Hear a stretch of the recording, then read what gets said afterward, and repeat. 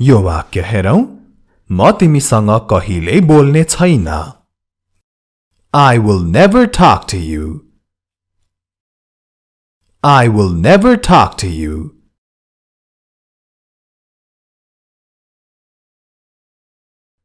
अब यो अर्को वाक्य हेरौं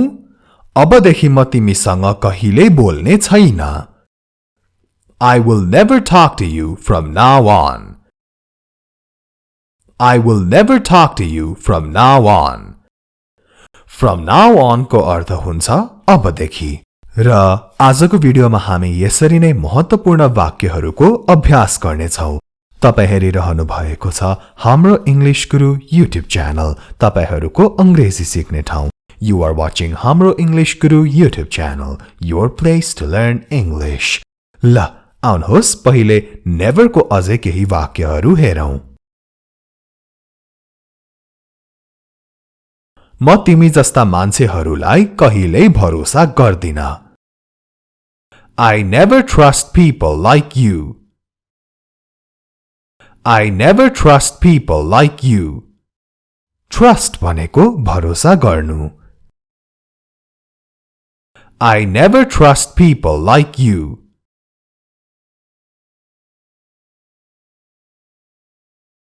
उनी कहिल्यै सत्य कुरा बताउँदिनन् She never tells the truth She never tells the truth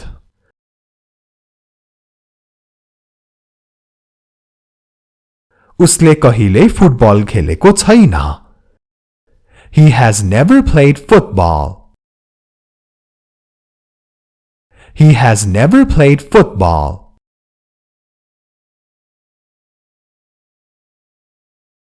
हामी अपरिचितहरूसँग कहिल्यै बोल्दैनौं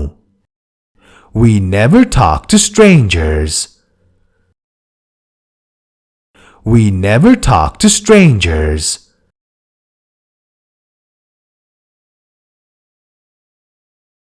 म कहिल्यै झुटो बोल्दिन I never lie अथवा I never tell lies I never lie भन्नु र I never tell lies भन्नु एउटै हो Lie, tell lies I never lie I never tell lies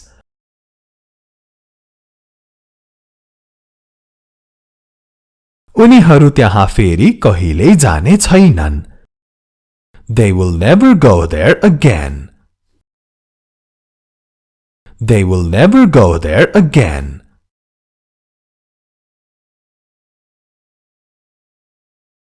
म कहिल्यै मासु खान्न अथवा मैले कहिल्यै मासु खाने गरेको छैन I never eat meat I never eat meat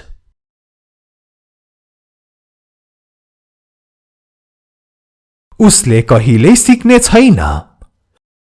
He will never learn He will never learn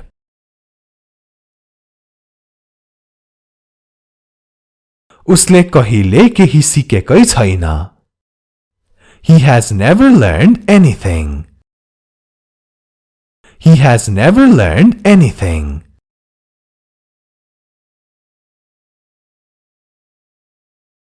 अब यो अर्को वाक्य हेरौं म तिमीलाई कहिल्यै छोड्ने छैन I will never leave you I will never leave you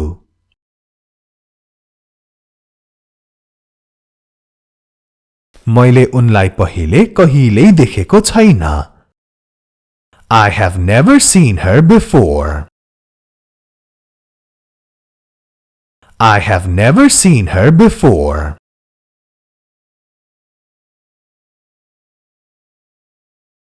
अब यो हेरौं त तिमीले अभ्यास गरेनौ भने कहिल्यै जित्ने छैनौ You will never win if you don't practice You will never win if you don't practice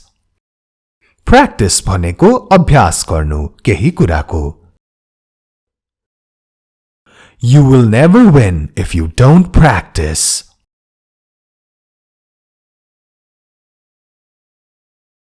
म कहिल्यै हार मान्ने छैन I will never give up I will never give up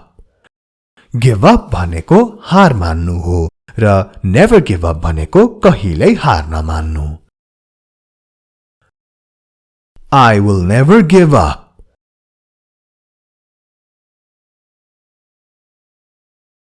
म तिमीलाई कहिल्यै माफ गर्ने छैन I will never forgive you I will never forgive you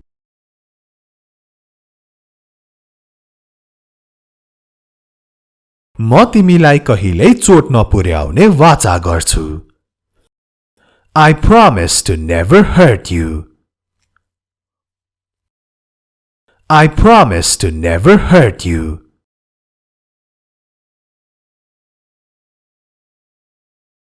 उनले मलाई कहिल्यै त्यस्तो कुरा भनिनन् She never said anything like that to me She never said anything like that to me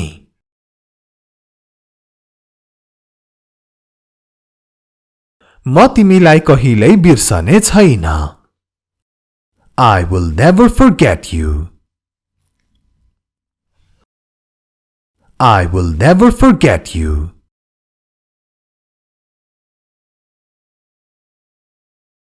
त्यस्तो कुरा फेरि कहिल्यै हुने छैन Something like that will never happen again Something like that will never happen again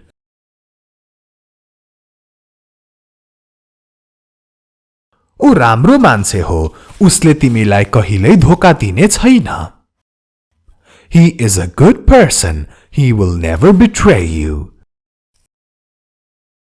He is a good person he will never betray you Betray को अर्थ हुन्छ धोका दिनु He is a good person he will never betray you र के तपाईहरुले यस channel हाम्रो English गुरुलाई subscribe गरिसक्नु भएको छ त सब्स्क्राइब गरिसक्नु भएको छैन भने अहिले सब्स्क्राइब गरिदिन नछुटाउनु होला सब्स्क्राइब को छेउमा भएको जुन घण्टी छ त्यो घण्टीलाई पनि बजाउन नभुल्नु होला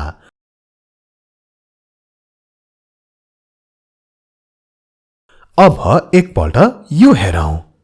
उनीसँग कहिल्यै नबोला Never talk to her Never talk to her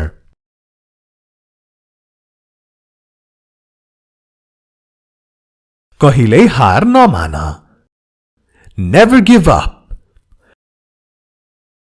Never give up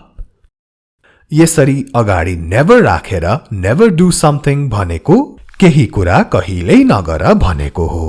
जसरी यो वाक्यमा never give up भन्नुको अर्थ कहिल्यै हार नमान हो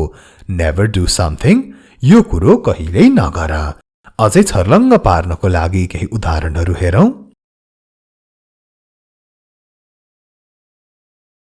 त्यस्तो कुरा अबदेखि कहिल्यै नभन Never say that from now on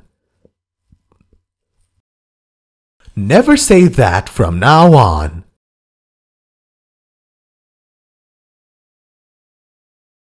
आफूमाथि शंका कहिल्यै नगर Never doubt yourself Never doubt yourself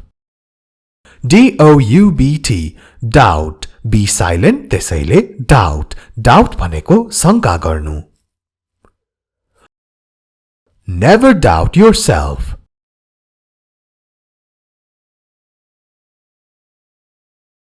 ऊ जस्तो मान्छेहरूलाई कहिल्यै भरोसा नगर Never trust people like him Never trust people like him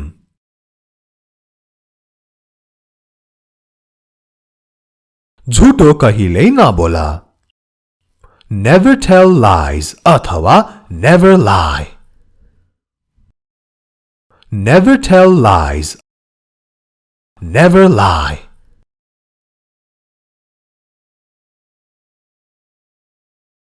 अब एकपल्ट यो वाक्य हेरौं साह्रै राम्रो वाक्य हो तिम्रो फाइदा उठाउने मान्छेहरूलाई कहिल्यै सहयोग नगर Never help people who take advantage of you Never help people who take advantage of you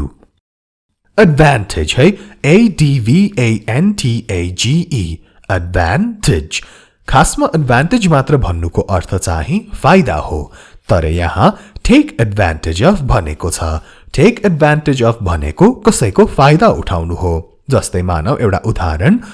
तपाईको कुनै साथी तपाईसँग धेरै पैसा हुँदा मात्र आउँछ पैसा नभएपछि गइहाल्छ he is taking advantage of you उसले तपाईको फाइदा उठाइरहेको छ हो त्यस्तै हो यो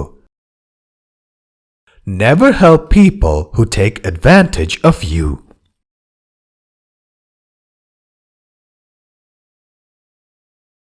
बासी खाना कहिल्यै नखाऊ Never eat stale food Never eat stale food Stale food भनेको बासी खाना Never eat stale food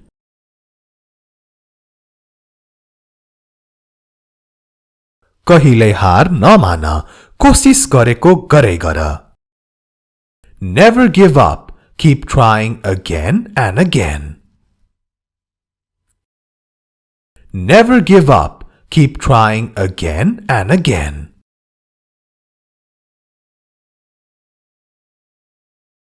अरूहरूलाई आफ्नो गोप्य कुरा कहिल्यै नबताऊ Never tell your secret to others Never tell your secret to others Secret को अर्थ गोप्य कुरा Never tell your secret to others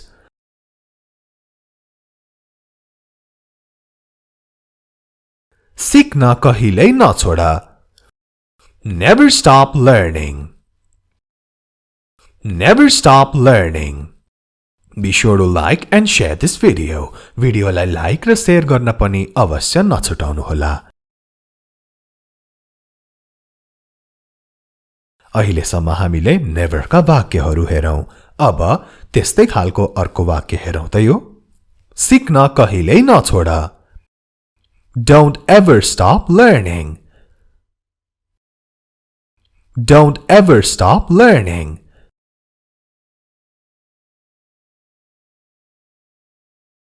अर्को पनि वाक्य कहिल्यै आशा नमार Don't ever lose hope Don't ever lose hope Hope को अर्थ आशा Don't ever lose hope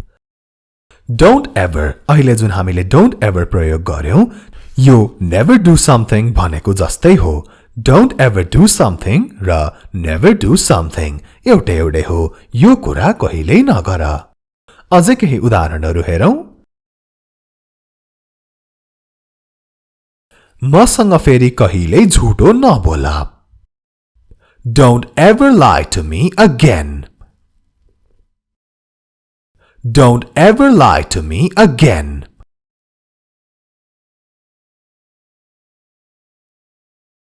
उनलाई कहिल्यै धोका नदेऊ Don't ever betray her Don't ever betray her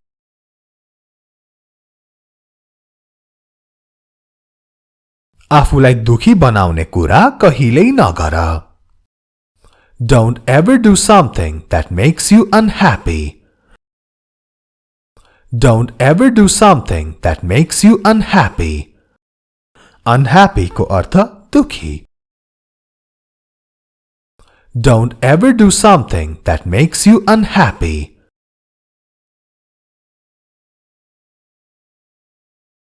मान्छेहरूलाई कहिल्यै तिम्रो फाइदा उठाउन नदेऊ Don't ever let people take advantage of you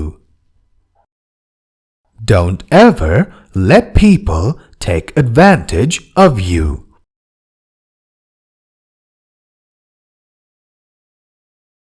उनी जस्तो मान्छेको कुरा कहिल्यै नसुन Don't ever listen to people like her Don't ever listen to people like her. People like her को अर्थ उनी जस्तो मान्छे.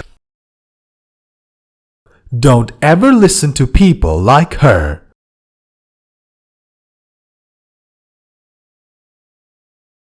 त्यो फेरि कहिल्यै नगर. Don't ever do that again.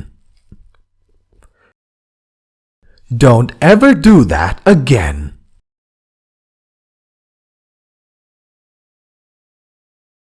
र हाम्रो आजको अन्तिम वाक्य अंग्रेजी अभ्यास गर्न कहिल्यै नछोड्नुहोस्. Don't ever stop practicing English. Don't ever stop practicing English. र यो एकदमै सही हो. This is true. तपाईहरुले यदि अंग्रेजीलाई आफ्नो वशमा ल्याउन चाहनुहुन्छ भने अभ्यास गर्न कहिले पनि नछोड्नुहोला. र त्यसैले हाम्रो इंग्लिश गुरु र हाम्रो अनलाइन क्लासमा भएका सबै भिडियोहरू एक गरी पनि हेर्न नछोटाउनुहोला. आजको भिडियोलाई यति नै. Be sure to like, comment, share and subscribe. राम्ररी बस्नुहोला. Take care and have an amazing day.